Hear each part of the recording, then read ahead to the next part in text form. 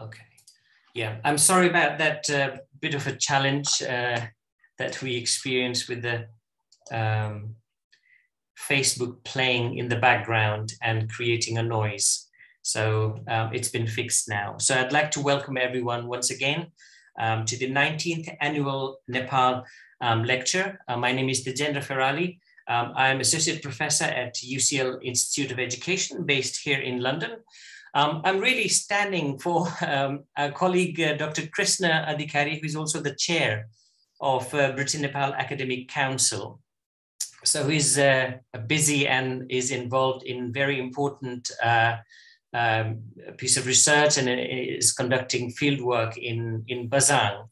So because his internet connection is not very stable, so I have put myself forward to assist. So thank you, Krishnaji, for giving this opportunity to chair, and hope that you will be able to access the recording of this lecture afterwards. Colleagues, as you know, that normally we organize our annual lecture here in London most of the time at SOAS. In the past, we've invited speakers from Nepal and from other places to deliver a lecture. It has not been possible this year because of the COVID pandemic and also other issues related to the unprecedented times that we live in.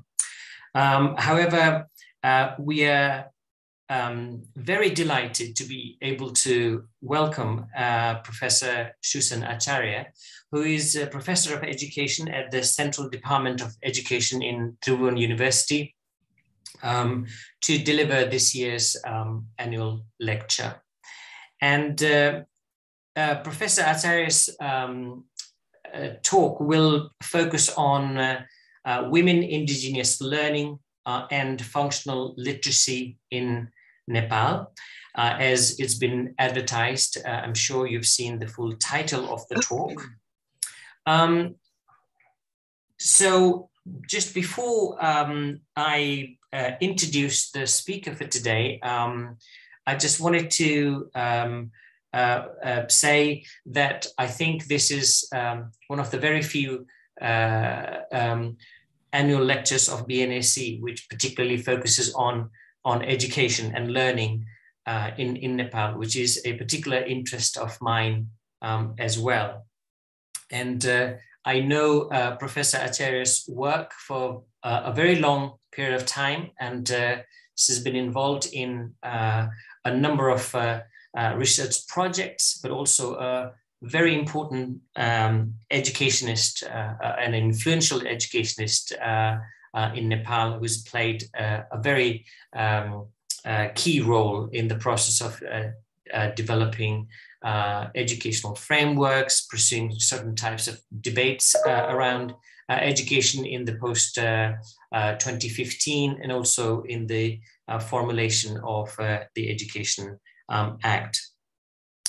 Professor Acharya has a PhD in international and non-formal education from the Center of International Education, University of Massachusetts, Amherst, which she got in 1999.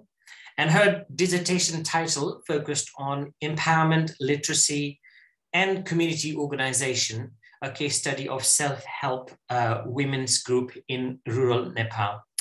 Before that, Professor Acharya completed her MA in International and Non-Formal Education from the same center at UMass in 1994. And prior to that, she gained her MA in English from Tribhuvan University in Nepal.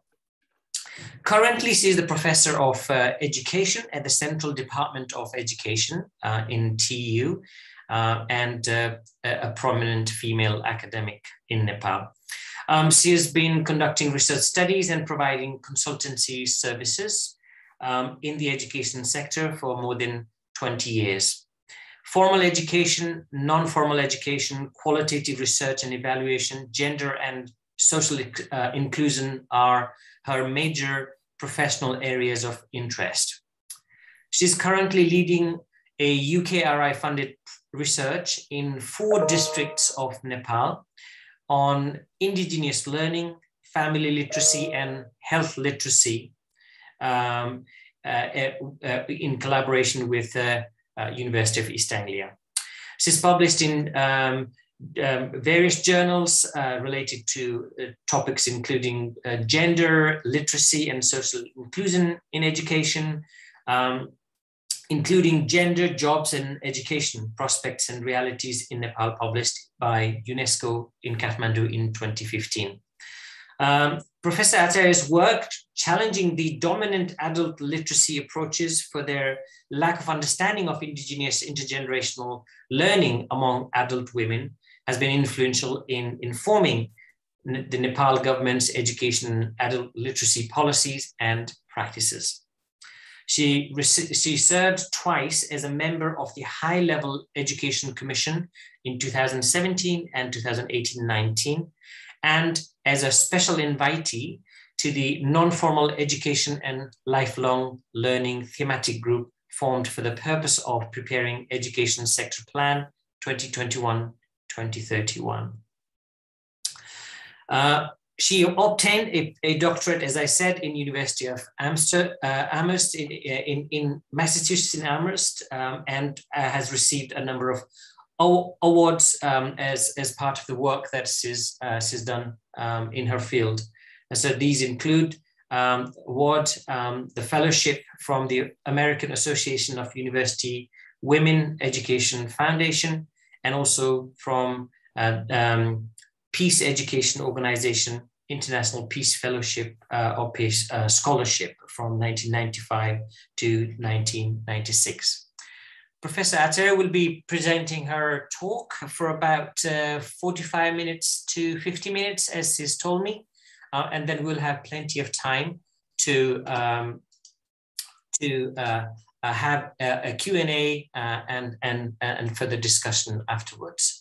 So I'd like to hand over to Sushanji now. Hope you'll be able to share your screen, and if you need any assistance, so I'll be in the background. So over to you now. Thank you, Tejendra ji. Thank you for such an elaborate profile that I myself had forgotten so many things. Thank you for reminding me. Okay, let me share the screen.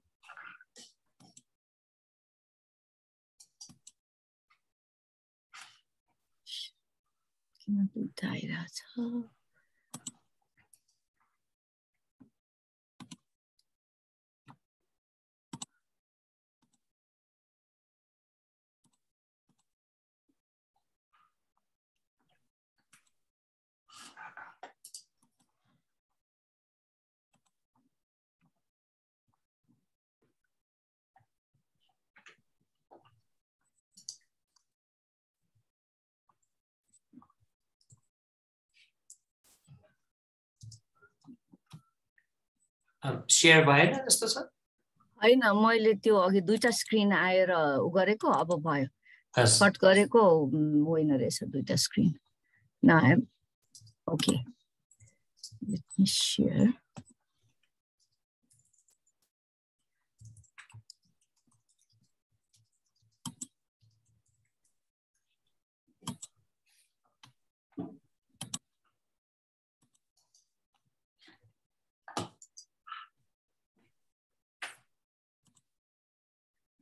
So, do you see me, Tejendra ji? Yeah, perfect. Please go ahead.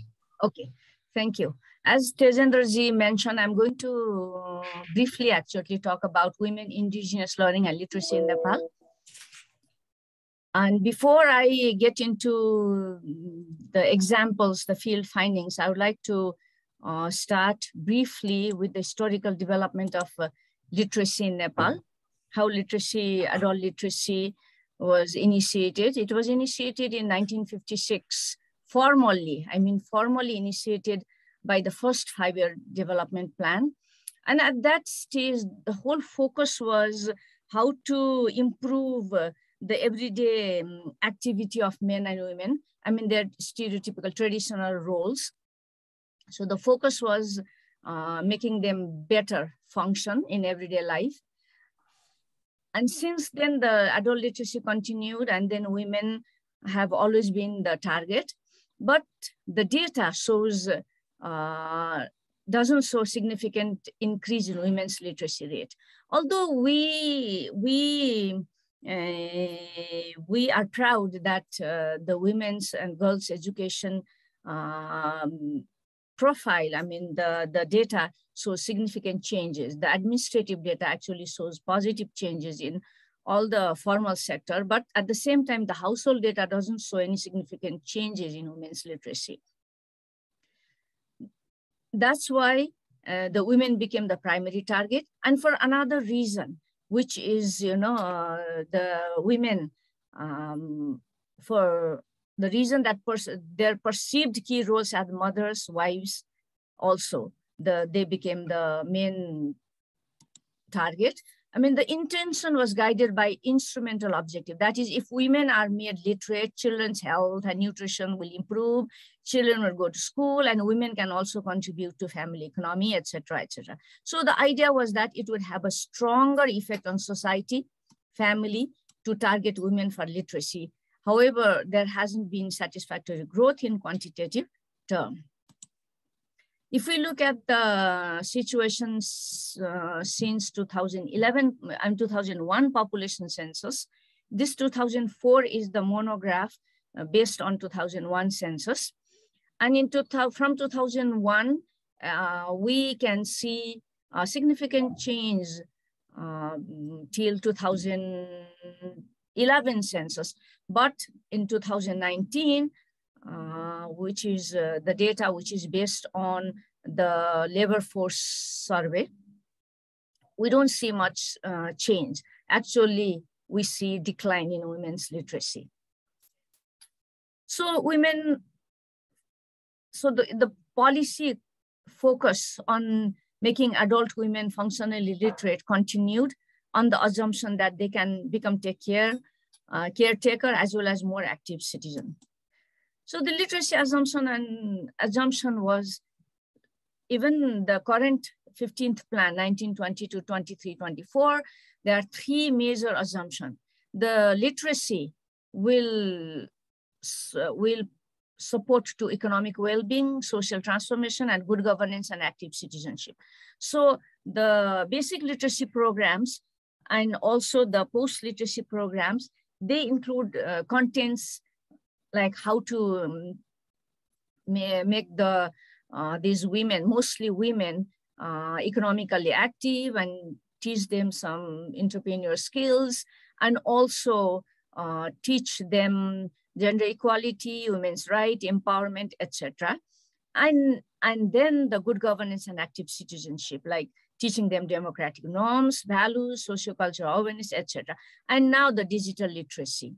And on top of all these, the sector-specific adult education programs also impart sector-specific technical knowledge and skills to those adults. Now I would like to briefly talk about the conceptual lens of literacy that I see, which is very different from what the mainstream literacy programs view literacy as. I mean, it's literacy as a social practice, and literacy, and a lot of our work, the current research and the previous researches showed that literacy is blended. Literacy is a social practice and used according to the event. And then it is a sociocultural phenomena.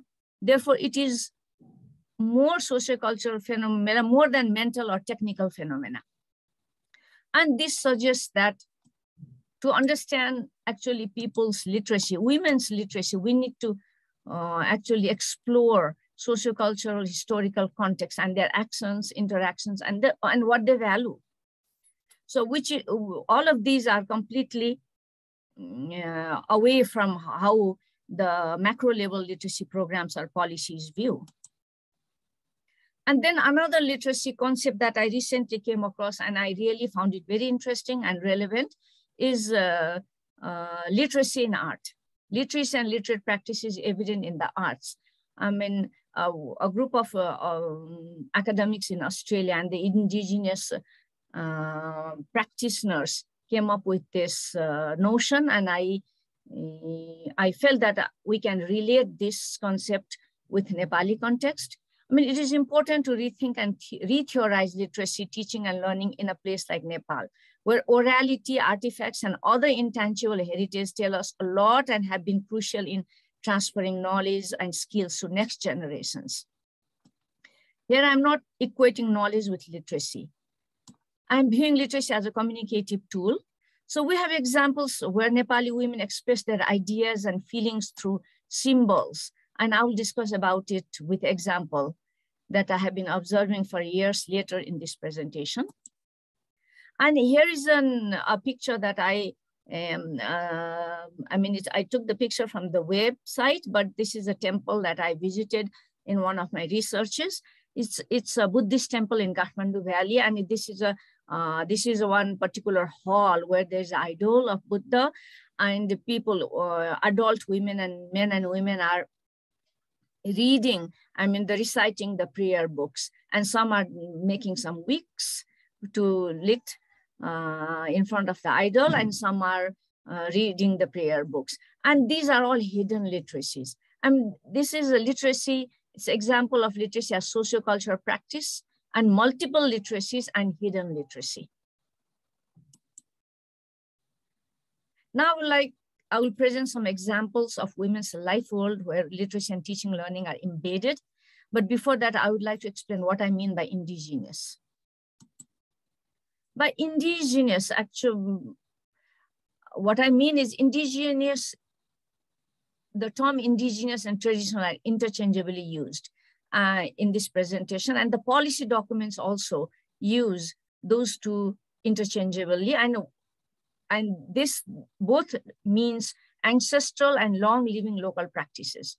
Thus, traditional and indigenous in this presentation indicate the knowledges and practices valued because they are time honored and integral to Nepali caste and ethnic groups. So it's indigenous is not only related to particular groups identified as ethnic community.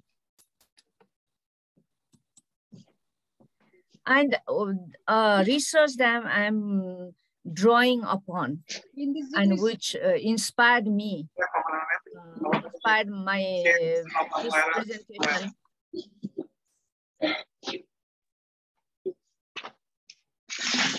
It's a qualitative study. It's an ethnographic study done in 4 communities in 4 districts. Chamling Rai of Khotang district, Gurung of Lamjung district, Muslim of Kapilvastu district, and Barman Kshetri of Surkhet district. And the date of the field work was 2020 to 21, because we had to stop the field work because of the pandemic, and then completed the remaining into 2021. And primarily, we used observation of everyday learning literacy practices of community members, and we interviewed community members involved in different activities. So it's the examples and data we gathered use informal and informal interactions, and that's how we captured the thick description. Now I would like to present the examples, specific examples. And this is example from Khotang, a Rai woman who has been preparing local wine, Zard, what we call Zard, for many years. And it's their family business. And she has been teaching it to her daughters and daughter-in-laws. And she herself learned it from her mother and mother-in-laws. And she explained to us how to make this Zard, actually local wine. And she was doing the same to her family, her in-laws, daughter-in-laws. And in the same household, her daughter-in-law, who was schooled literate and knew reading and writing skill, she helped in keeping the account. So her unschooled literacy, mother-in-law's indigenous technical knowledge and daughter-in-law's schooled literacy collaboratively used in family business. It has been helpful in family livelihood. And there is science in wine brewing that Fulmaya has been employing for years, but hidden from school literacy and oral literacy programs. And there's a group of women weaving leaf wares. Here, sal leaf wares for a upcoming marriage ceremony in their community. They learn the technique of weaving from earlier generation, and they are teaching their younger generation, their daughters and daughter-in-laws, how to weave leaf weaves. This is an example of sociocultural event that provides learning space for women. In this space, they not only teach the techniques of weaving, they share many useful information. And of course, there is a mathematics in weaving sal leaf. And here is a group of Tharu women who were weaving. There's their traditional, this is very indigenous to Tharu women, weaving baskets and then big containers to store the grains from locally available plants, which when they dry, turns out like a straw. And it's their indigenous practice.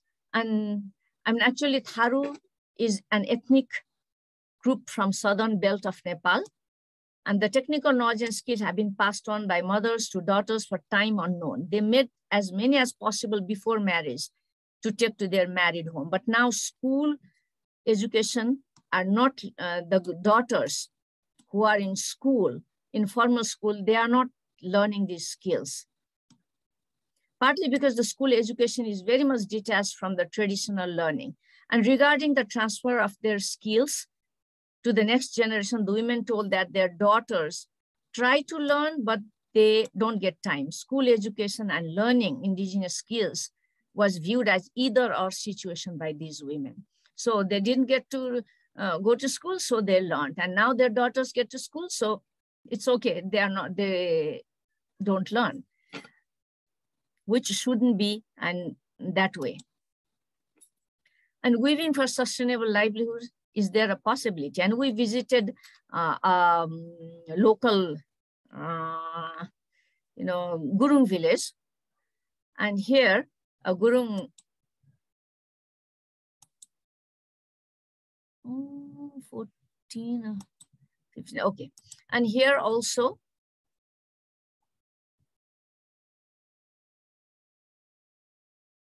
so the Gurung women, they were doing this strenuous job, but their daughters and daughter-in-laws were not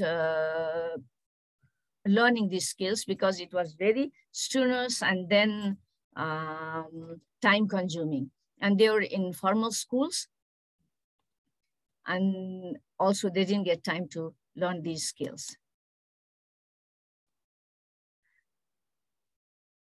And here is, again, from Khotang.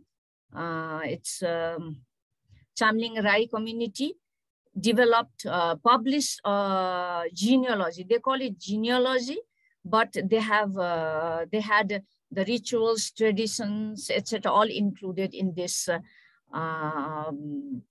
book. And they are using literacy to make their younger generation knowledgeable about their tradition and customs. In doing so, indigenous practices of orality has embraced written text as well. This has developed a new tradition of documenting what communities like to give continuity to, and young people learning and interacting with tradition too. So here, this book, this young girl from grade 9 very much like to read it, and then she's reading this for her grandmother as well. So, and this practice of documenting also suggested that indigenous practices are not fixed and they are changing. Now I would like to take you to the other side of Nepal, Kapilvastu, south. And here this young girl, 14 years old, she is teaching her siblings Urdu and Arabic. And due to her, she was studying in madrasa, and she wanted to be expert in Naad, which is singing devotional songs. So she was learning Naad in madrasa, and she was teaching her siblings to read Urdu and Arabic, that they need to read Quran and read other Muslim Islamic religious books. And due to her literacy skill, which the formal program doesn't recognize, she's gaining status. Here, both the literacy practice and language they use are different from what the mainstream literacy programs advocate for. And contrary to the instrumental view of women's literacy and learning embraced by the literacy programs, for these women, literacy has completely different meaning and objective. It was a means to salvation. And multiple literacies, again here, this woman in her 70s, and she didn't go to madrasa, a Maulana was called to her house, came to her house to teach her Urdu and Arabic. And she could read Urdu and Arabic, but she couldn't read Hindi or Nepali. And she was proud that her daughter-in-laws and children also could read Urdu and Arabic, because that's what they valued most. You know, so she could read, that was her book she was showing. It's a religious text. So really, this literacy is not singular. As I mentioned earlier, it's multiple and has no boundary of language. So for Saira, literacy was learning Urdu and Arabic and reading religious books, which is completely different from the adult literacy program policy focus. And here is again a Muslim family of this mother who was very much interested in promoting crafts and sewing. And arts and craft actually, arts and crafts including henna designing are Muslims' indigenous trade. And Sahin, the woman who is teaching her daughter how to cut the fabric, and Sahin is using her community's indigenous trade for livelihood and teaching them to younger generations. And she's using 3 R's in tailoring, but literacy embedded in her painting and embroidery are hidden, not visible to popular programs that promote instrumental view of women's literacy, though such hidden literacy are supporting our family, livelihood, and also sustaining intangible heritage. And here is in the next picture, we can see, she always wanted to open this training center, and she did.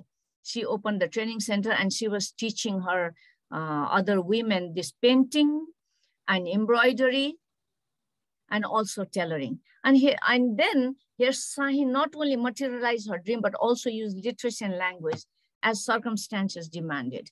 Signboard of her tailoring and training center is written in Nepali language, while she used Awadhi and Urdu. Actually, in that area, Awadhi was popular, and the government school also in primary level used Awadhi to teach, because almost everybody spoke Awadhi in Kapilvastu in that area. While she used Awadhi and Urdu when teaching the handiwork to the girls of her community. And here we can see the multiple hidden literacy and intergenerational learning that women are engaged in. In one picture, Rosa, that 14-year-old girl, is teaching her sibling Urdu and Arabic, but in another one, she is learning from her senior the tailoring skill. Her engagement in multiple literacies are hidden. And Rosa was using literacy as sociocultural activity, as well as to fulfill instrumental objective.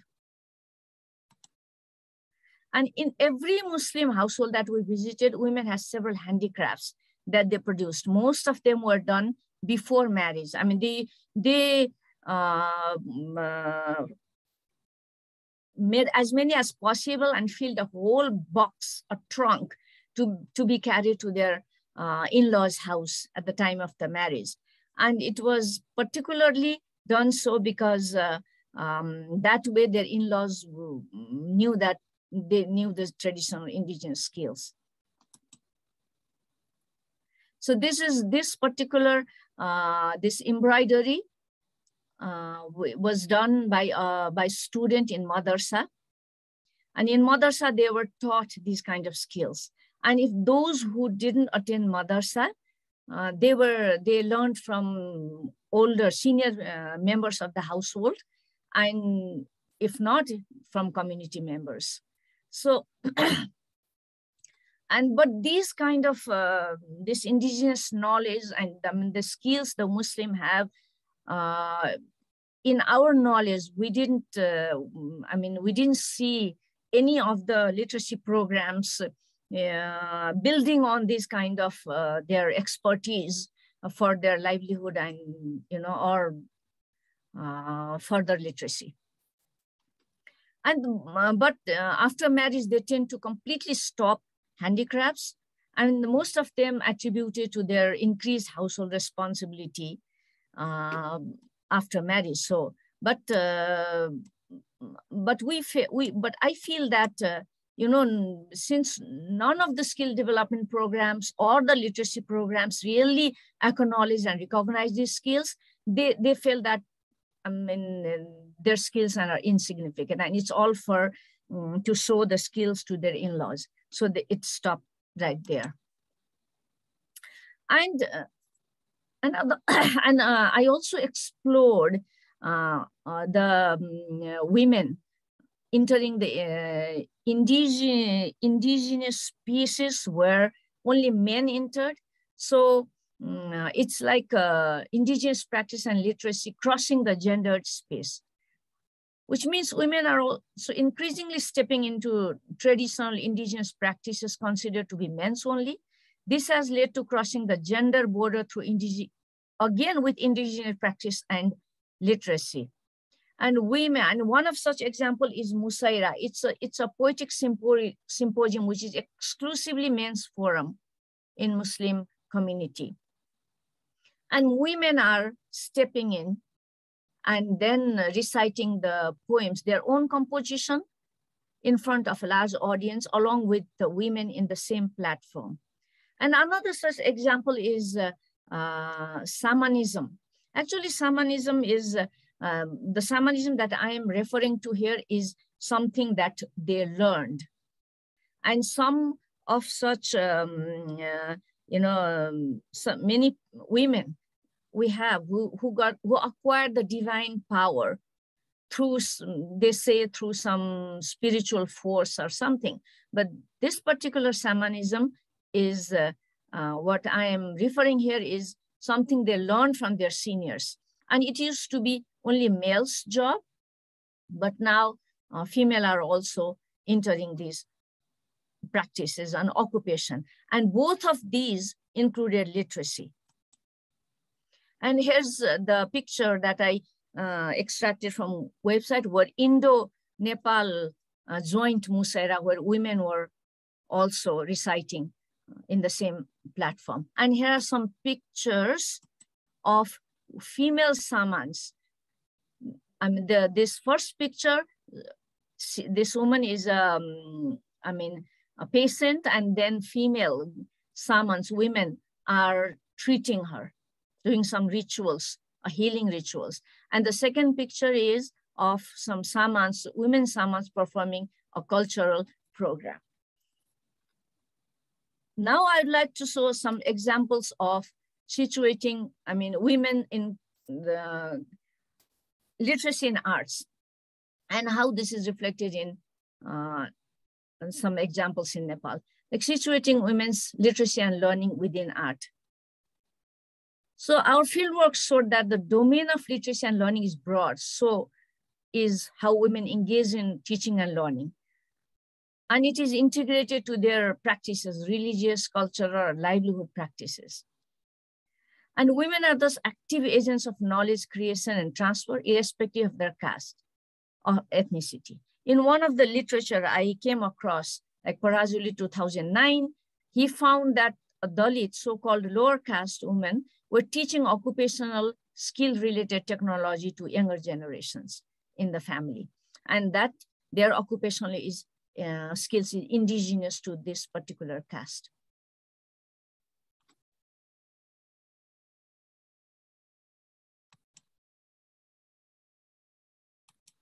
And here, here's a painting of, it's a chart. This painting is from it's called Mithila art, and it's the women from southern, mostly East Tarai, are expert in this. And in this particular picture, one woman is depicting the entire religious event, which is called Chhat. It's a very popular religious program.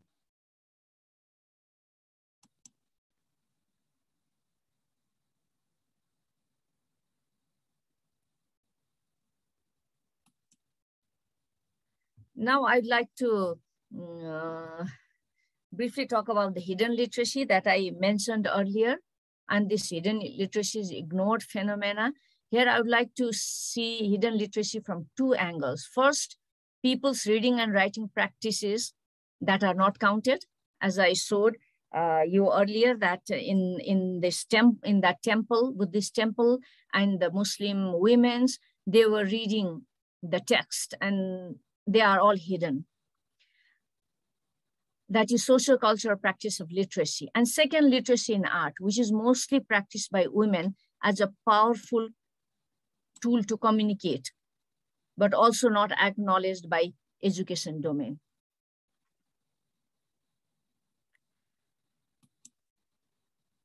And my overall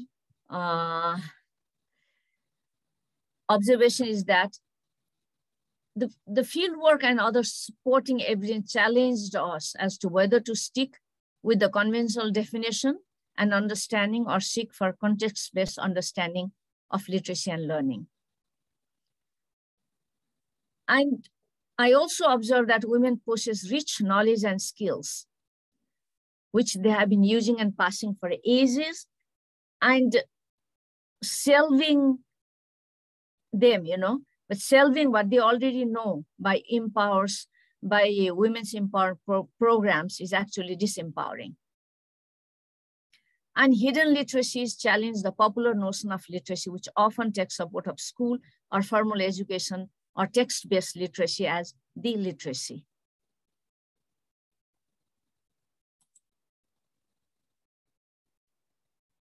And also the social, as I presented in the slide, in the examples, the social cultural practices provide broad space for learning, and women are more involved in social cultural practices.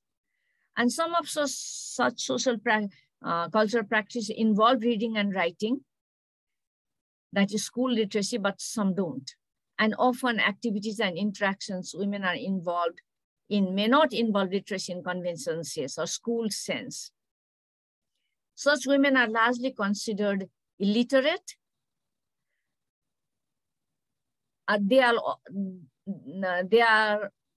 all around us, and they are performing a wide variety of tasks involving multiple literacies, but their learning efforts and literacies and their teaching efforts are largely hidden and unrecognized. And education is embedded in indigenous practices like arts, weaving, painting, and often women have been actively sustaining such indigenous practices and intangible heritage.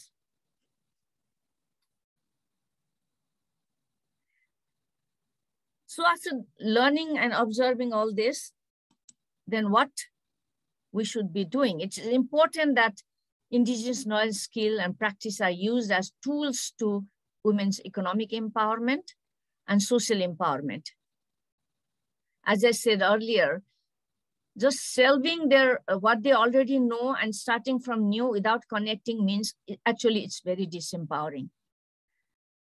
And it's also important to incorporate in the policies, but it's also important for the local government and programs to design and implement where they can engage women and help them recognize, respect, and capitalize their own indigenous tradition and knowledge, skills to enhance their livelihood and small-scale entrepreneur and sustain their cultural practices. And it's equally imperative that literacy is used as means to learn reading, writing, and new knowledge and skills, linking with women's existing knowledge, as I already said. But this requires flexibility in the curriculum and program design for adult literacy. And that flexibility in curriculum requires reorientation of literacy providers particularly facilitators and their trainers. And then the policies and programs should acknowledge literacy practice within the families and communities, which we call intergenerational learning, while designing literacy program. And it's also important that it is, school also should also be linked with this. I mean, often women have been actively sustaining such indigenous practices, and community-based intergenerational teaching learning in collaboration with school and non-formal education providers is necessary.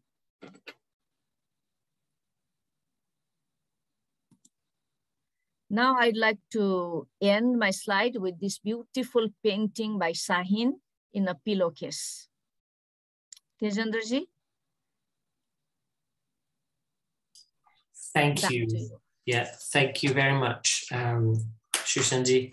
That's very, very interesting and very, I guess, thought-provoking arguments around, I think for me, there are a couple of very important sort of concerns, which basically one of them is basically the idea of education. And I think there's a very long history of conceptualization of education through the lens of modernity. And I think those indigenous, very culturally embedded knowledges and learning processes have been kind of put aside or undermined in the whole process of engaging in the modern education, which is about looking outside your own culture and history. I think a lot of scholars have researched around that. And then I think your research has tried to remind all of us who work on, in the field of international development or international education or indigenous knowledge and culture and anthropology. I guess anthropologists do this kind of thing constantly, but not necessarily all social scientists and not the international development sector. But also I think this connects with the arguments of post-development theories about reclaiming the indigenous knowledge and epistemological sort of frameworks in order to benefit the societies more broadly. I think it has become more relevant because of the climate change, I think conflict and globalization related inequalities, exploitations, and all those sorts of things. So do we need to go back to this indigenousness and this cultural form of learning? I think the third point was around, for me, more practical and in relating to policy implications. I think you touched upon that point a little bit at the end, so that we have this real opportunity, among the local governments that have been constitutionally mandated to make, quite progressive decisions about how they would like to utilize their local resources, local languages, and local knowledges in benefiting social development as well as economic development of these sort of municipalities or provinces. So maybe there's that kind of opportunity there. So these are just my quick reflections, and I'm sure a lot of colleagues have things to say and also ask questions to you. So we got plenty of time to do that. So can I maybe open the floor for questions and comments? And when you are speaking, if you can, please turn your camera on, and you may want to very briefly let us know which organization you represent, because we see your name on the screen. So make your comment or ask your questions. And Please do raise your hands if you can with using the reactions button, and I will take note of who's appearing on my screen, and I will call out. So it's great. So David has raised his hand. David, over to you. Hi, my name is David Gellner. I'm from University of Oxford. Thank you. I really enjoyed your presentation, and I learned some things. I didn't know that the Jankri have created a Akhil Nepal Jankri Sangathan, so that's very interesting. The picture of the Buddhist monastery that you showed was actually in the Newa Buddhist temple where I did focused my PhD in the early 1980s. So I suppose that's one question is to ask you to say, when you say ignored, and I mean, I suppose I have to stick up for my own discipline. I think anthropologists are the one group that perhaps haven't ignored some of these traditional forms of literacy. Just to push you a little bit to be a bit more precise on what you mean when you say that the literacy has been ignored, and when you say that it's hidden. More specific, I think we need to sort of think a little bit more about what do we mean by saying these literatures are hidden. Hidden from whom? Hidden in which contexts? I mean, it certainly was very unusual in the past for women of a certain age to know how to read. But in fact, my landlady, my Newa landlady in Nagbahal, back in the 1980s, had actually, she was very unusual for her age group. I think she was probably the only woman of her age group who did know how to read, but she really knew it. She didn't just know how to chant prayer books. She actually really could read. She had sat next to her brother when she was young and followed along and picked it up, even though it was not assumed that girls should learn how to read at that time. So whenever I came back to the house, having bought some Newa pamphlets or whatever, she would say, "David, have you got any new books?" And she would take them away and read them. But what was very interesting was her definition of what was the correct form of literature to read. So once I brought back a collection of 4 sets of folk tales collected by Karunaka Vaidya, and she took them away and she started, and I heard her laughing in the next room because some of them were quite funny. And then the following day she came back to me and she said, "David, I can't read these. There's no dharma in it. And therefore it's not appropriate for me as an old woman." I mean, she didn't spell that out, but what she meant was it's not appropriate for me as an old woman to read these books, because I should be getting some dharmic benefit from reading, and not just for fun. It shouldn't just be for fun. So that's my question: is what do we actually mean when we say these are hidden? Hidden from whom? Hidden in what contexts? And with what consequences?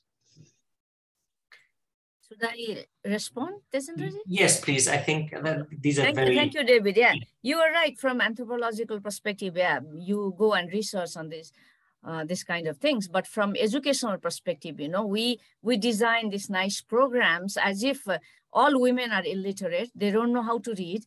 And then so it's invisible from this developmental,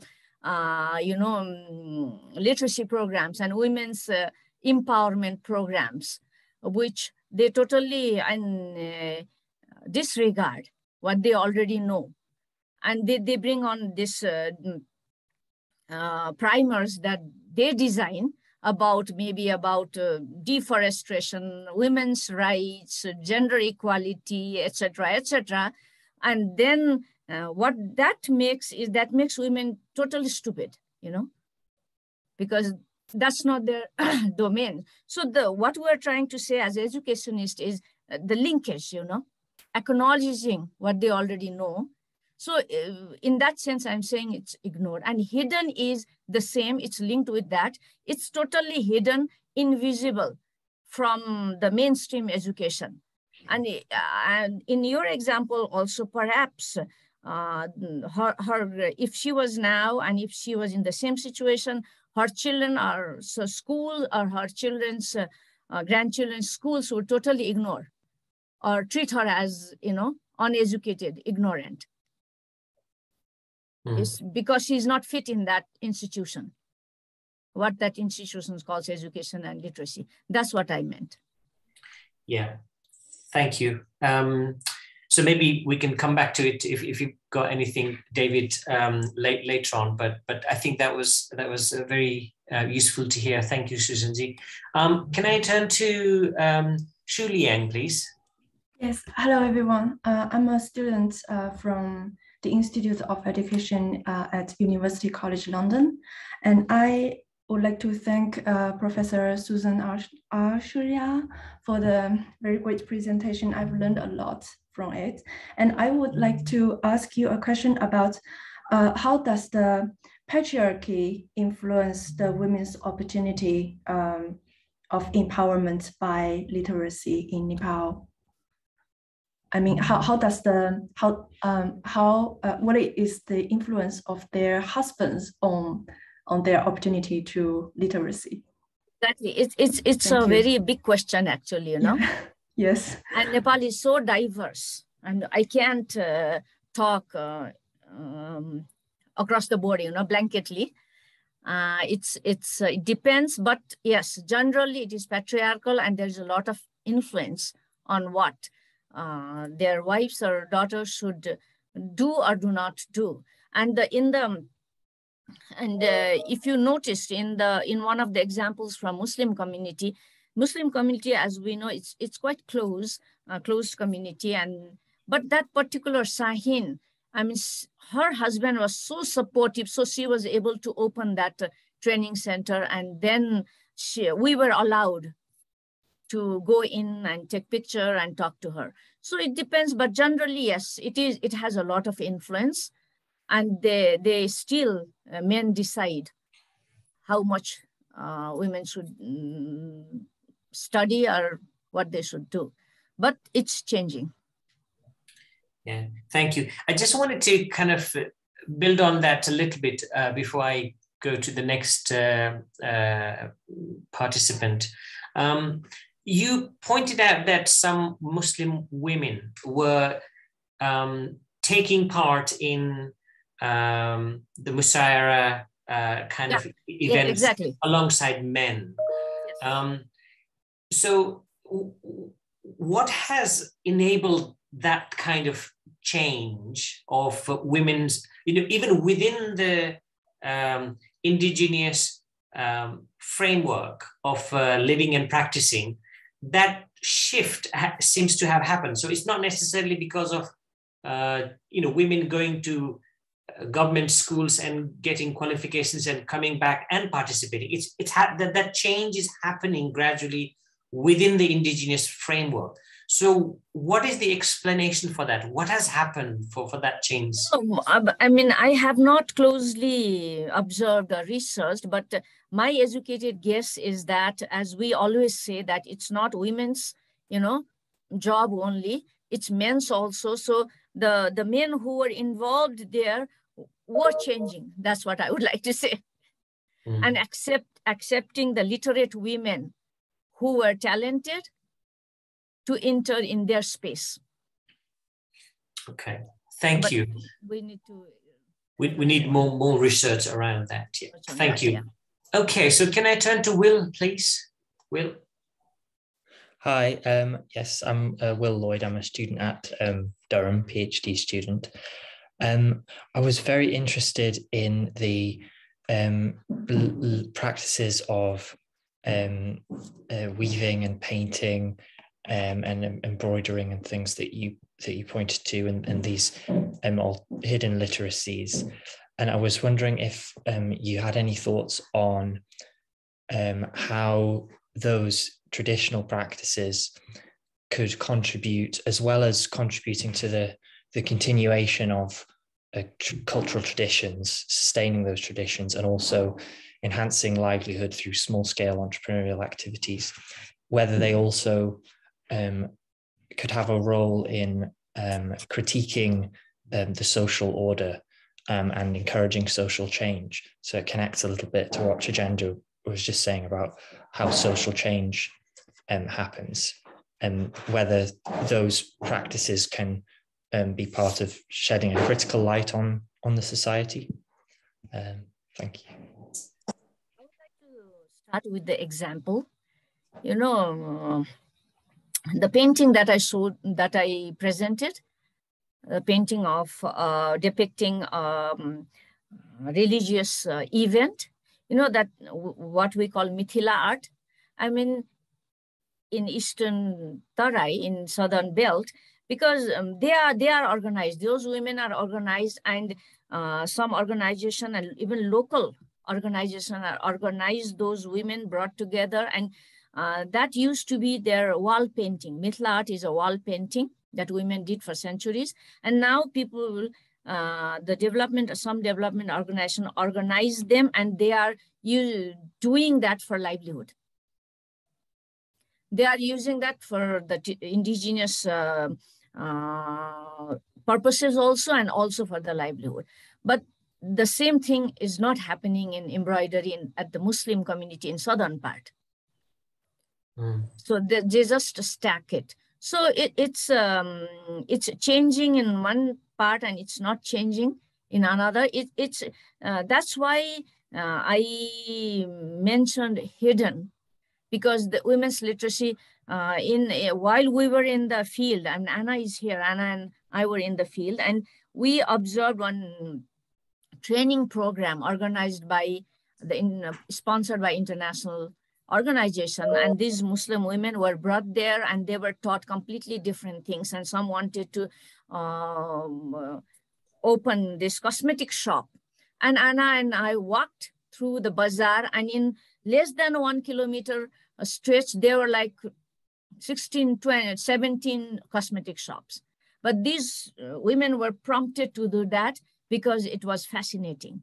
And the program, we visited there twice, I think, and did not acknowledge at all that these women have this wealth of knowledge and skills that they could capitalize on. So that's why in one of the slides, I mentioned that these women, we need to mobilize these women to actually recognize their own, and then their own skills and knowledge, and how important those skills and knowledge for their own livelihood and then for the continuation of cultural tradition. I don't know whether I responded to your question, but I tried. We can talk later. Thank you, Sushanji. So yeah, Jeevanji, please. Thank you, Professor Susan, for that very insightful presentation. You have provided rich insights on literacy practices and offered a critique of education policy. Given that you've worked in this field for quite some time, including advising government development organizations that you critique, my question is, why do you think education policymakers ignore these practices or not see or not recognize these practices that you highlight? Despite that, we've seen a large number of research, such as yours, others, increasingly in the public domain. And we also see that policymakers increasingly seek advice from experts like yourselves, and asking for consulting work or advisory work. Increasing number of anthropologists, sociologists, educationists, with those who have done research, being invited to shape the policy. What's going on? It seems that it's not just lack of knowledge or evidence. What could you just give some sort of reflection as to what is going on? I mean, exactly. It's not lack of knowledge or evidence. The first thing is our policymaker hardly use those researches. It's good on listening and stacking. They hardly use the evidences from the field. And then second, as all of us know, that the outside agencies, the donors, are the most influencing factors. And I'd like to give you one example. And we always have this, we cry, we weep when the SCE result comes. And then one of the staff from Asian Development Bank, I met her the day after the SLC result was out. And then the same day, one of our colleagues, who is the grassroots worker, has written an excellent article in Kantipur, why this happened. And he was focusing on the primary level, you know. Since our foundation is not good, then obviously the building collapses. And I was talking to that woman, and she was Nepali, and then she said, oh, now we are not going to fund the primary education. We are going to concentrate on secondary education. And I told her, did you read so-and-so's article in Kantipur? It's not the secondary level, it's the primary level, you know? I mean, the result that we saw in SLC is the consequence of what we did in primary level. She said, oh, no, now we are going to fund the secondary level. That's how the policies are influenced, because the money is there. The money is not from, I don't have money. So you understand it. You just wanted me to speak, you know what happens. Okay, no, thank you. I have further comment, but I think I'll let other people. Yeah, maybe we can use a couple of minutes. If you want to make a comment, please go ahead. I think my question is, you know, then if they are going to do what they are going to do, then what's the point of you know, generating new evidence? What's the point of, you know, engaging more education researchers in generating new evidence, right? So they are the same institutions who are pouring more money into generating evidence on education practices, for example. Is it simply that, you know, they are going to do what, you know, development agencies, as you put it, going to do just because they have money what they want to do? Or are there opportunities for us to you know, do something about it? You know, I see what your point that, you know, donors have you know, upper hand because they bring money and they influence and shape policies. We've seen that in health, in education, in other sectors, but that does completely ignore a lot of work done by people like yourselves and others on the ground, which I believe is very important. I think, you know, that, yeah, so just sort of comment rather than a question, but if you want to respond, you're more than welcome. Yeah, I guess in my view, I think, how do you make the policymakers or development partners draw on the research that's been produced in order to sort of formulate and implement policies rather than...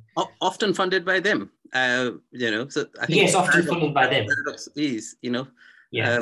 But the you know, often, you know, the research is sponsored by the development agencies. Yes, they pick some things from there, but the research is that the academics do.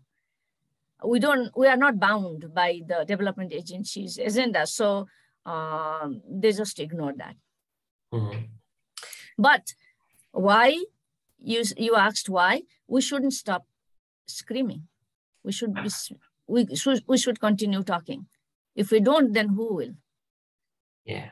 So that's why impact, Juanji. Make an impact with our research.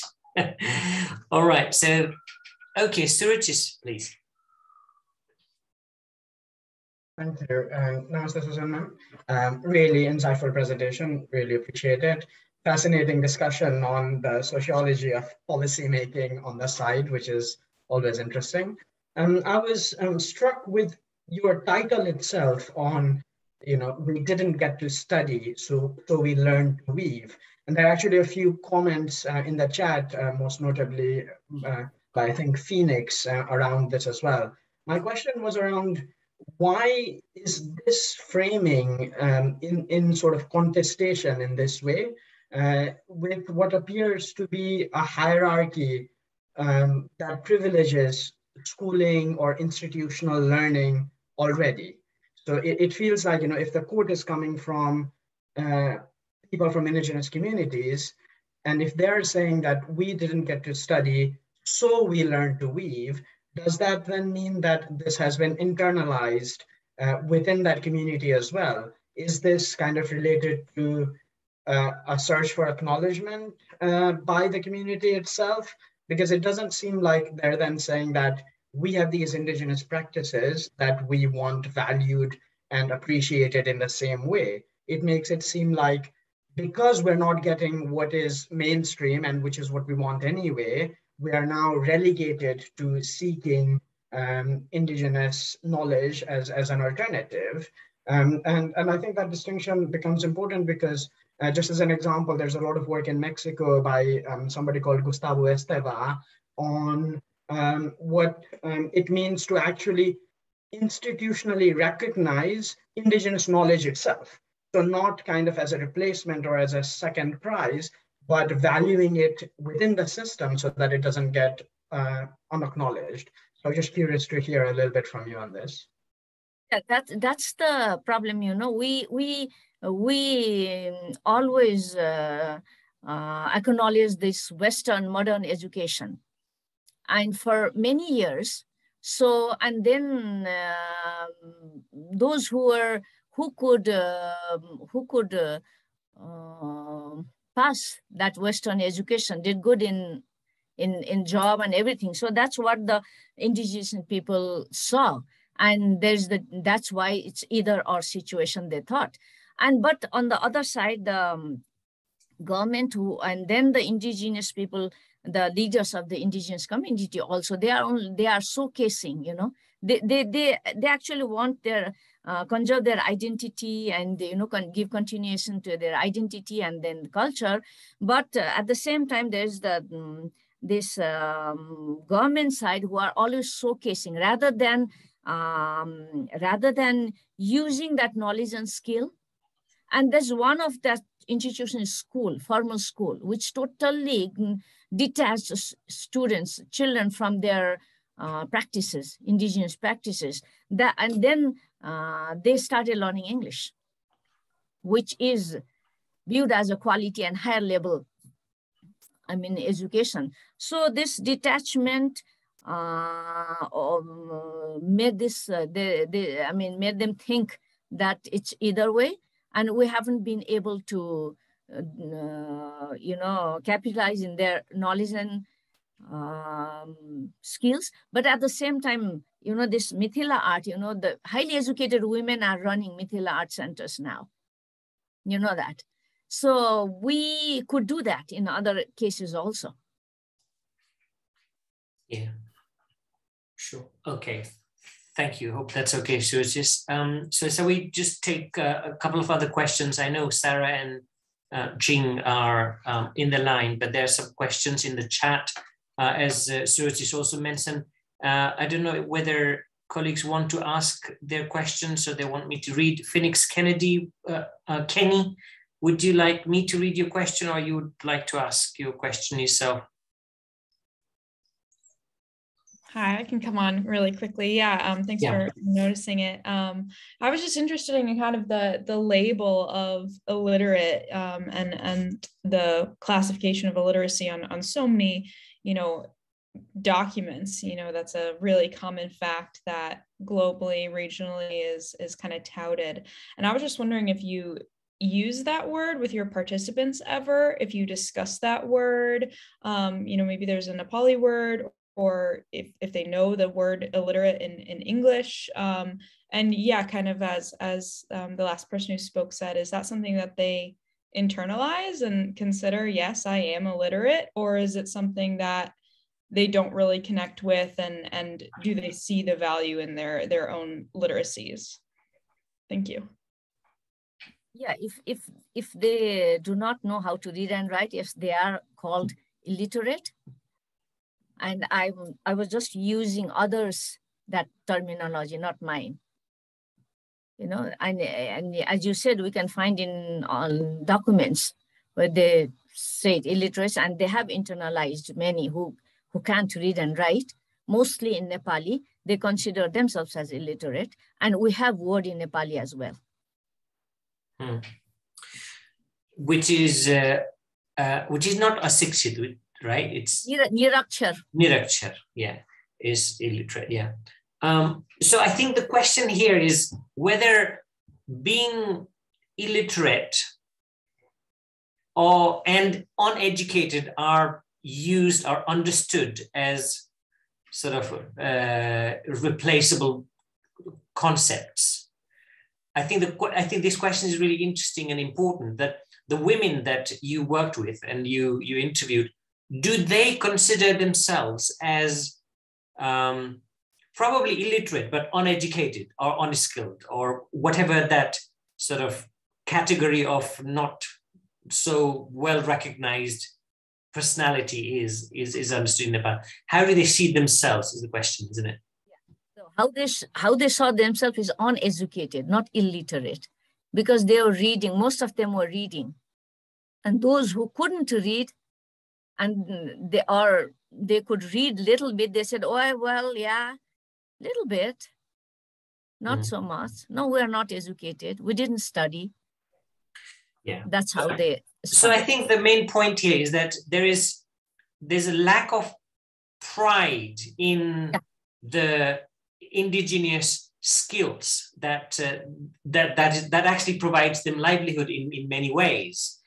I think there's a fundamental problem of the way that we understand education in the developing world, that is made to believe that something which is about reading, writing, and doing that office type of work is education. Everything else that societies have inherited to survive for thousands of years is not considered as education. I think this is the real problem which this development has really kind of fueled and reproduced, and modernization particularly. And I was reading Nanda Sreshta's book called In the Name of Development. I'm sure many colleagues have looked at it. It's absolutely fascinating book, which also looks at education. So thank you, Phoenix, for that question, and Sushan ji for answer. Sarah, would you like to come in, please? Trying. Hey, namaste. Absolutely fascinating talk, and it's so important that we really take on that issue of acknowledging multiple literacies that you've so clearly outlined. And it's not just a developing context that education is seen in this way. It's a global problem. It's all about exams, and you can go back to Coombs and the education crisis and the diploma disease. So I thought you brought in some really good examples, and things like the Mattila art have got a strong link with being acknowledged and respected because they linked very early on with the Fair Trade group Nepal and had economic value to their cultural paintings. And it does raise the question, so with the weaving example, does it have to have an economic value in order to be valued? That was just kind of a comment. But just one of the things I found with my 30 odd years in Nepal, working with Serid for one, who did all of this government research for them, and then it's often ignored. So a lot of the things that you're saying, it is quite despairing, really disparaging, that you've had Reflect and you've had these amazing literacy programs. You've had a sort of a broader definition of literacy in some ways in Nepal, like learner-generated material being presented. But what you tend to see is when these innovative programs come in, they very soon get co-opted and become watered down. So ACAP's conservation education program was very forward-thinking. But the indigenous knowledge respecting local cultures is the thing that gets lost as it gets formalised into the formal curriculum. So I think the question I have is, how do we collaborate more and connect the ministries and the policymakers to the end? And it is often NGOs and researchers and activists and educationalists in country who can see what needs doing. How do we connect them more? Because with the menstrual education work that I've been doing recently with the team here in Nepal and some people on the Zoom, there's a tension when NGOs and people come in and have these great ideas. You tend to find like a clash. It's almost like a competition. And it's really, we're sort of working through the Menstrual Health Management Partnership Alliance. And they're playing a really key role in connecting policymakers to activists on the ground. And a shift is coming, you can see it, but there's so much further to go. So how can we embed research more genuinely and decolonize the research we do, either as the Nepali diaspora or myself and others who are researching Nepal? How do we genuinely get the funding to the ground level so that we're working more with local people and building on, you know, the excellent work that you've obviously showcased today? Thanks, Sarah. It's a very difficult question, Sarah. It's generating money for research. You know, we try to, as a teacher in university, we try to encourage our students to do such kind of researches. And so other than that, it's difficult to have funding. And then these days, this literacy, non-formal education are the least prioritized by the local governments. So we are thinking from SERID that to organize some orientation program for the local level education committees that sections. You know, the priority is so much on school education and pushing children to achieve higher. And so this adult education and non-formal education, adult literacy are not the priority of the local government. It's only the central, and now central doesn't have much resources for such kind of programs, the non-formal and this literacy program. So actually we have to, it feels like we have to start again, working with the local government. Thank you. That's a really interesting discussion. Thank you for that input and questions, Sarah. Can I come to Jing Li, please? Yes, thank you. Thank you so much for the presentation. I think it's very rich. And I think your last answer kind of already speak a little bit about my question, which is about the adult literacy programs in Nepal, because you were saying like, despite the policies to promote adult literacy, but statistically it's not that promising, especially for women. So I'm thinking like, are there different kinds of, specially designed programs to promote adult literacy by the government or by the NGOs, and what different modes they have? And how effective they are? Are they gender-based? Like some programs are probably for women and some for all like adults. And how will you comment on like different kinds of programs you probably notice, observe? Thank you. Thank you, Zeli. The government program was for the past few years, the government started campaign, what they call mission. They identified 12 competencies and they carried that competencies to the grassroots, and they taught particularly women those skills. So that's how they were considered literate. And regarding men and women, we only have, government only has one adult literacy, but often the participants are women.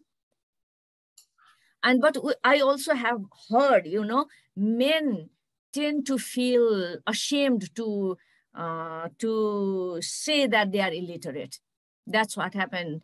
That happens when you go to the household and ask if you can read. And then one of my colleagues was saying that in a urban area in Kathmandu, one guy said that, oh, I know, but she doesn't, and pointed to his wife. So I suspect there are equally, higher number of men who cannot read and write, but they always feel ashamed to say that they are not literate. And for NGOs, most NGOs, they come up with the programs specific to their agenda. If they feel that women need economic empowerment, then they come with this economic, this entrepreneurship, the skills to teach women. And if it's health, and they focus on health education, health literacy. That's how. I mean, they pick up on the government national agenda, but since they come up with different agenda and their expertise are in different areas, they implement different programs. Okay. Thank you. Thank you. Padamji, I saw your hand up before, but would you still want to come in, or? Okay, thank you. Probably I will, because Sarah covered some of my question already. That's why I put it down. I mean, thank you, madam. It's an excellent presentation and really enjoyed. And this sort of paradigm is not unusual in other fields as well. I came from public health. By the way, people who don't know me, I'm Padam Simkhada. I'm Professor of Global Health. I'm currently working in the University of Huddersfield here in UK. Most of my research is based on Nepal and working with the policy level people, and have a different experience working with the different stakeholders. I think this concept is, I think in public health field, it's also the same thing. I mean, when we talk about evidence, what we count evidence is if we do some public health intervention or research in 20 people and publish in a very good journal, that count in evidence. And there are certain things which the people have been practicing. I know that it works for many years, many centuries, and it doesn't count as evidence because there is always influence of this so-called modern system on the evidence, and same as in other field. So I think there is what I found is the challenge in terms of this utilizing the research evidence to the practice is there is a big gap between researcher and policy level. It looks like this is two group of people coming from the two different planets, and sometimes they don't talk. We as a researcher, we go with our agenda as well. I'm not blaming the policy level people here because sometimes we don't answer what they're looking for, what the research question is for them. It's the same as like the concept of evidence or concept of literacy. And that's in my experience, and we looked how the health policy in Nepal is formed in the last 50 years. So we did the review, and what we found, it's not just the policy level people in Nepal, it's more sort of a global international movement that affect to the policy formation process in the country level, and even in the local level. What happened in WHO Geneva, what happened in the big UN conference, that has the quite sort of the impact on local level. And in my experience in Nepal, people are very sort of positive attitude in that sense. If they globally say that, oh, that need to be done, and they will do it. And then if you look at the policy formation process, and there is a very interesting review. And in health field, Nepal is the easiest country to change the policy in South Asia. That's I mean, so some of the researchers recommended that, because if you go with some nice evidence and work with them, they are relatively easy. I think I think Sarah raised this question earlier, and some other people. I think engaging these policy level people, not during the research process, even for the concept research design and what they need to answer, or what is the question they have, is I think quite important. And if we involve them, not for sake of involvement, but real involvement in the research process, I think that, in my experience, it's really helpful to actually make that changes. I think in this local level, in the last few years, I actively involved in a lot of these COVID prevention activities with the local level. And people are, if you go with they work with them, and then I found it's quite the less resistance and the more positive to change the policy. So I will see that if we work with them, and in summary, it's a relatively easy to introduce the policy. That's my experience. Thank you. Yeah, thank you, Padamji, for that comment. But also the challenge is how that policy is implemented or not, right? So most of the time it's not implemented. Policies. What is the priority? You can see nobody wants to be Minister of Education. Yeah, absolutely. It's the priority, you know. Yeah. So thank you. Can I maybe invite Om Kurmiji, and then I know that David has raised his hand, but Omji, would you like to make your comment? You have questions around basket weaving and some of the so the background that you share, if you would like to ask. Thank you. I'm Om Kermi, associate professor at Coventry. So I mean, it's some of the things I just wanted clarification is for example, you did mention a few times that in the Muslim community, they have been learning Urdu and or Arabic, and coming from Tarai and almost the place where I come from, even in my village, half of them are Muslims. And when I used to go to school, I mean, only 2-3 kilometers away, there was public school. But there used to be madrasa in our village as well. And when I go there and when I visit now, I don't see Arabic, it's just the Urdu, but has it changed? I mean, in recent years, I don't know for the last maybe 5-6 years, but before that, it used to be Urdu, not Arabic. So that's one clarification. The second one, you did mention the weaving, the basket, which is in the Tharu community, which is true, they do that.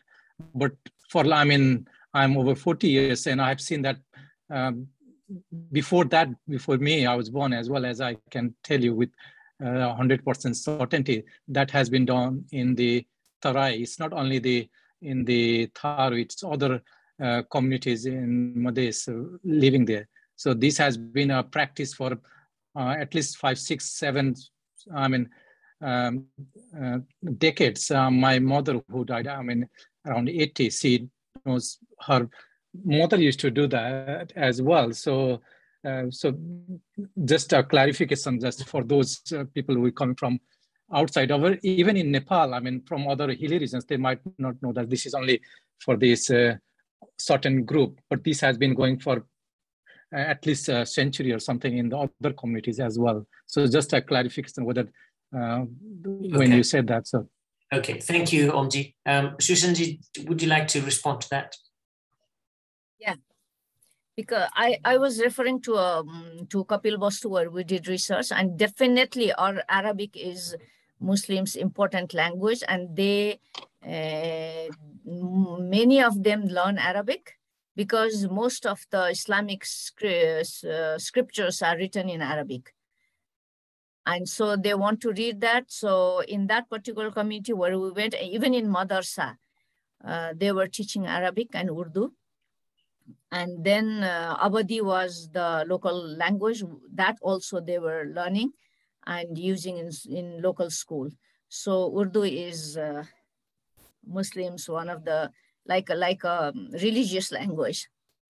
So they do. And regarding the weaving, yeah, I mean, I would like to, I agree with you that in Tarai, many women do that, but the significance of weaving that Tharu women have is hardly in other communities. They all weave, but for Tharu, they must weave like in Muslim community where women must embroider or paint and carry it to their in-laws at the time of marriage, and Tharus must do that.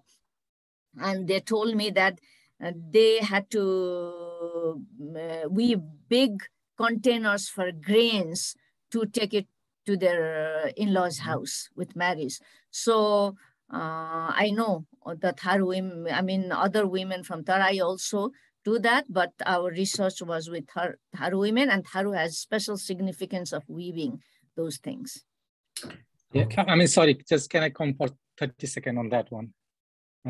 Yes, I mean, with the significance of that has been in other communities, because I know that for the marriage and other, they have to give that. So that's one point. And I mean, that's new to me for Arabic, but I did my schooling in Kapil Vastu and Rupandei. So, and my sister is married in Kapil Vastu as well. So my two of the sisters. So I visit there, I mean, quite frequently. I mean, and I come from the Lumini, actual Lumini, which is just few kilometers border of Kapil Vastu. So, but that's new. I mean, I didn't know that. Thanks for that. I know that most of the Muslim scriptures is in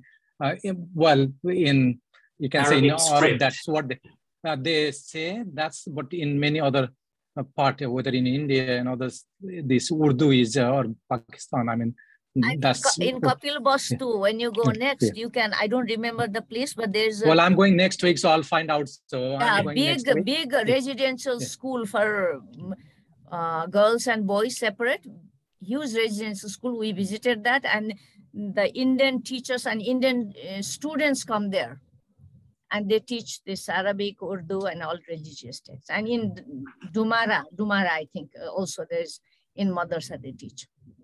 Yeah, I mean, Dumara is very close to the Kapil Vastu as a Rupan, so it's just from the Koti Nadi, just 2-3 kilometers. Yes, so we visited that madrasa also. They teach Arabic. Okay, that's very helpful. Thanks. Yeah, thank you, Sushanji. David, would you like to come in now?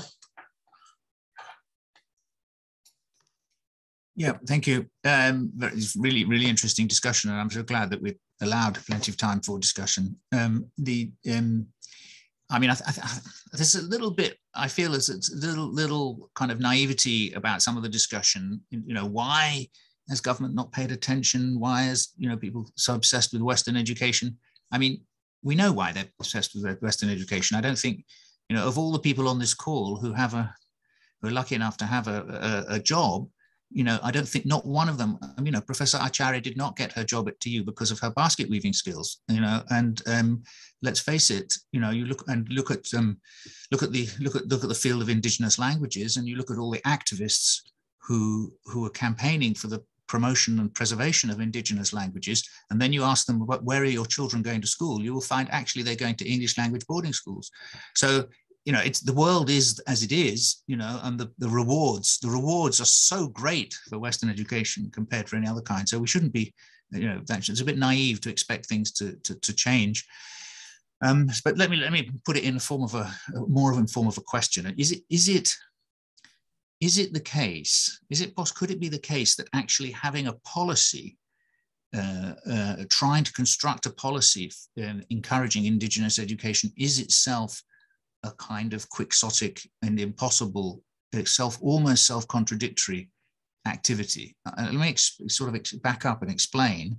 I mean, anthropologists have long studied, for example, attempts to codify customary law. And what happens when you try to codify customary law is that actually you turn it into something else. The very process of making it, bureaucratizing it, making it part of the government. Government has to work by definition. All policies have to be very crude and very simple. It may not necessarily be one size fits all, but it might be 2 sizes fits all or 3 sizes fits all. And the actual reality of indigenous knowledge is it's incredibly there isn't just one indigenous knowledge. I mean, one of the traps that people fall into is they say, oh, we must preserve indigenous knowledge, and they think that all indigenous knowledge is the same, and that there is a single holistic indigenous, which is just the opposite of everything that Western knowledge stands for. It's not. I mean, the whole point about indigenous knowledge is so well demonstrated by the lecture, is that indigenous knowledge is truly diverse. So as soon as you try to systematize it, as soon as you try to have a policy about it, you necessarily homogenize it. So am I being too pessimistic here in thinking that any policy to encourage, acknowledgement of and empowerment through indigenous knowledge is in and of itself going to be self-contradictory and going to be sawing off the branch on which it is itself sitting? Actually, David, we are not talking about either or situation here. So the policies, the new policies have also mentioned about indigenous knowledge and, conserving indigenous knowledge and utilizing in children's education. So it's not either or. What we are also advocating is link where children are coming from, not isolate them so that their transition of learning will be easier. We bring children to school and completely detach. And while they already knew the geometry and science, in everyday life, but we treat them as if they don't know anything and we don't link. So what we are trying to say, and what these days the new policy also says that using those to link with the school curriculum, not this or that. So it will be easier transition, and at the same time, they learn to appreciate their heritage and then it will be easier for learning. That's what we're saying. And I think it's a difficult question in itself. And obviously, David, your explanation captured how some of the research that we do is not necessarily with the support of our indigenous knowledge, but using the tools and education and everything that has been provided by the Western education. But I think there is a real opportunity, and I find it quite fascinating when Sushanji answers, is our education system and the curriculum and pedagogical approaches. I don't think they need to be that far off the realities of the context where learning and teaching is happening. So there's no harm in using how to do a Mithila art in the social studies curriculum or vocational education curriculum in the school, where children participate in doing Mithila art, and a woman who runs a Mithila art NGO is invited to run the workshop. So that kind of formal education and non-formal practices coming together in order to develop this more holistic learning environment is something that, like basket weaving could be another thing. Or there could be other types of, local practices which are very much ingrained with respecting the climate and ecology and those kinds of things, which can be quite an important materials or knowledge sources for formal education. So I certainly think that could be more exciting than the way that we were educated and still children are educated. Content and pedagogy. For example, that the example that I showed, the wine brewing, the children could be asked to go and explore science in that wine brewing, rather than teaching the science in school, about the, the gas and etc. They could, the teachers can ask those children to go to their home and watch what sciences, what are there in winemaking. So it's content and pedagogy, linking content and pedagogy with the same curriculum. That's what we're saying. Yeah. Thank you, Sushanji. It's amazing to see that Krishnaji has raised his hand, and let's try if he can make it. Krishnaji. Thank you. I've been in and out 50 times, I think. So I hope I will be successful in communicating now. Thinking about these skills, we have done a systematic survey of the changes, generational changes of people's skills in, those skills that are learned outside school's domain. There are so many to name, and not only gender, only related to women, as many. But there is also kind of trend in the new generations. They are not interested to learn those things, even in the informal domain that you talked about. I think that poses in integrating these ideas into policy.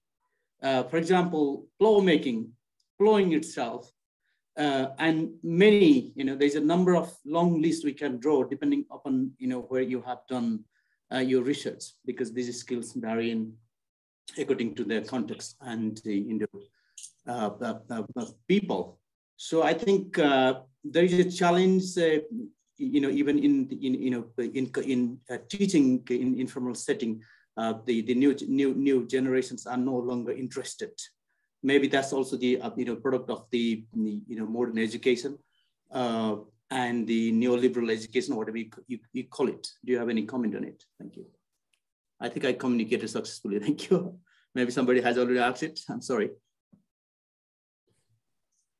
Yeah, thank you. If I understood correctly, what you meant is the children are not interested, right? Yeah. So, but yeah, I think, Krishnji, go ahead. Yeah, sorry. Yeah, there's for two reasons. I think one, they don't want to be in traditional occupation, and there are also the fields. I've been studying about Dalits and the stigma attached to it. And it's a very important field and very important heritage out there. also not supported by, of course, the formal education. But there's a skill loss. For example, I mean, like, one of the places I studied there, there's only one last man standing who can really carve the wooden utensils, because his children are no longer interested. They rather would like to go to Arab, So that learning in the informal setting also is not taking place. And how does that relate to this whole discussion? Yeah, there are several reasons why children are not interested, because I mean, as David said, that's the reality, the Western education, and people are have mobility and access.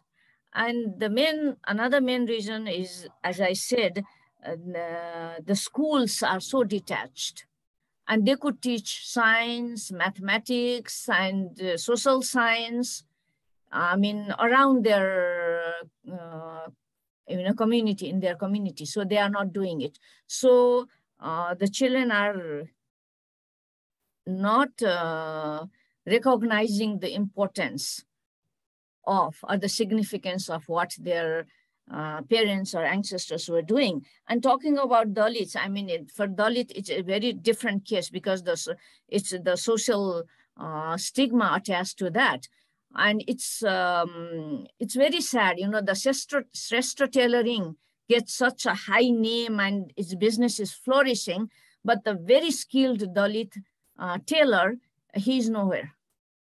I mean, in there, it's because of the social stigma attached to, and then somebody else is taking that place, their place. But there are examples. I know one example of the Dalit young men who established, I mean, they were the iron workers, and they established use grill factory and doing their work. So it's again, it's how we connect with the education, I think that determines whether the children really appreciate and it's difficult. So so many of the skills are waiting for modernization. So that also we are totally ignoring. We are not doing that. So whatever people do in their own effort, they do. Otherwise, we are not doing anything. I mean, the government is not doing that, going and giving the new skills, but helping them modernize their skills and help them compete. We are not doing that. And of course, the global market also determines all those things. Yeah. So if there are no economic benefits, yes, for practicing those skills or for engaging in those traditional sort of skill-based activities, then naturally people would not be very keen to continue, because people basically have the livelihood challenges. And that's why wherever the opportunities are available, for example, going out to Qatar, or,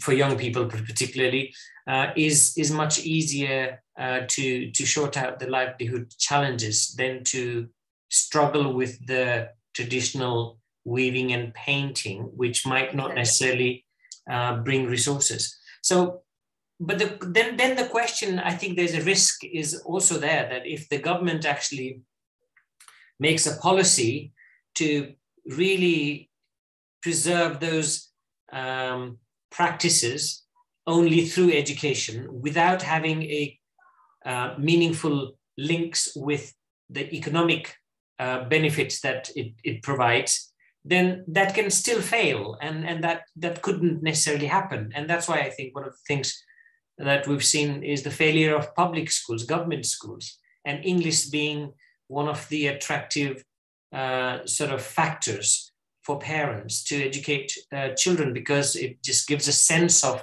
the possibilities that English will open up in the future. Of course, we want Nepali children to learn Nepali and all other indigenous languages, but that's not happening because it doesn't deliver what the needs of the people are. So I think my question, as we are coming towards an end and I can't see any hands up, is this a kind of a romanticism of educated researchers or privileged individuals like ourselves, maybe, who want to see the culture and traditions and those indigenous knowledges that we have realized that are fascinating because we have left those places, that we want those communities to preserve them, whereas we continue to sort of project ourselves from the positions of privilege, if you like, whether it is Kathmandu or it's London or in New York. I don't really see much difference between these three places. The national boundaries don't really make any difference. I think for, Kathmandu is London for Bazang, if you see it that way. So is this a kind of a pipe dream that our traditions and indigenous knowledges become part as we operate within the restriction of the global economic frameworks and political and neoliberalism, as somebody mentioned? How do you see this happen? Yeah, maybe I'm not articulating properly, but you understand. No, Tejendra, as an educationist, I'm not saying that. No, I'm not saying that, or that's not my wish, preserving all these. The only wish I have as an education is helping children learn, facilitate children's learning, linking where they are coming from. The same is with the language. That's why we also, the government developed this multilingual education. It's not, totally teaching. It's a mother tongue based multilingual education. Just transitioning them, making it easier. There are examples. There's an example in Odisha also, where they did this multilingual based, mother tongue based multilingual education, and then children were achieving higher. So using those things to facilitate children to transit and succeed in modern education, so-called modern education, doing that, they will at least respect where they are coming from, what their parents were doing. If somebody would like to, maybe they would come with a brilliant idea of modernizing and then do like the young educated women are making business of Mithila arts, maybe. If not, they will at least will not be disconnected, Now, what we're doing is we're picking up the children from one context and dropping them in another context without any link. So they could learn geometry in weaving. That's what I mean. I'm not meaning that they learn the weaving and then, make the, no, they won't. If there's no economic benefit, nobody will do it. And we can't tell them to do it. But they can learn from them. The content and the pedagogy can be the indigenous knowledge and skills. That's what I mean. Okay. Thank you, Sushanji. I'm very clear on that. Yeah. Thank you. Thank you very much for that. That was really helpful. So there are no more questions in the chat. Oh, okay. There's one question from Dipendraji. Dipendra. Yeah. Yes, sir.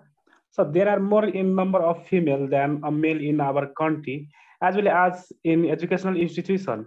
However, literacy rate is less than men. So my question is that, what are the associated factor or reason of it or behind it? It feels like being in the classroom, Yeah, it's you are right that women are entering the education, and there's the survival rate in the school is higher among girls than boys, because the boys, for several reasons like peer pressure, family pressure, they have to go for work. They drop the schools, but for girls, they can't. So the safest place is school. So they continue going to the schools, and then, but if you look at the result of the SLC, the ones who get the D grade are the girls. If you have looked at the data, if you go and look, yeah, there are many girls surviving the school and sitting in the examination of SLC, C, but then they are the ones who are getting the D grade. So then it raises the question of the quality of education that girls are getting. Thank you.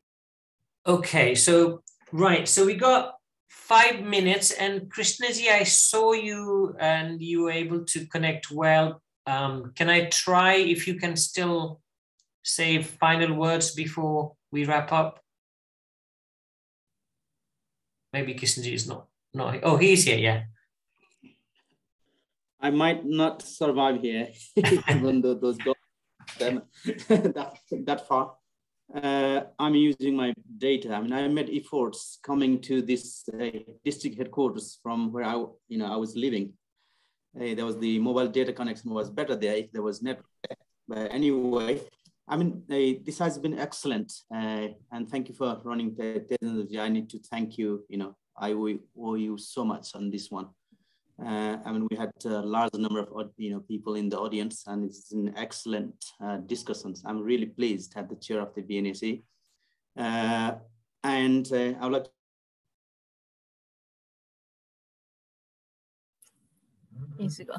Yeah. So thank to Sushanji for ethnographic material here. I think which is great.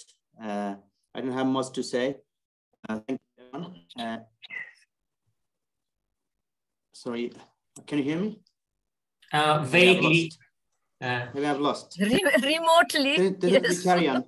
Yeah, okay, so thank you. Basically, Krishnji is saying that how grateful we are to you, Professor Acharya, for delivering this wonderful presentation.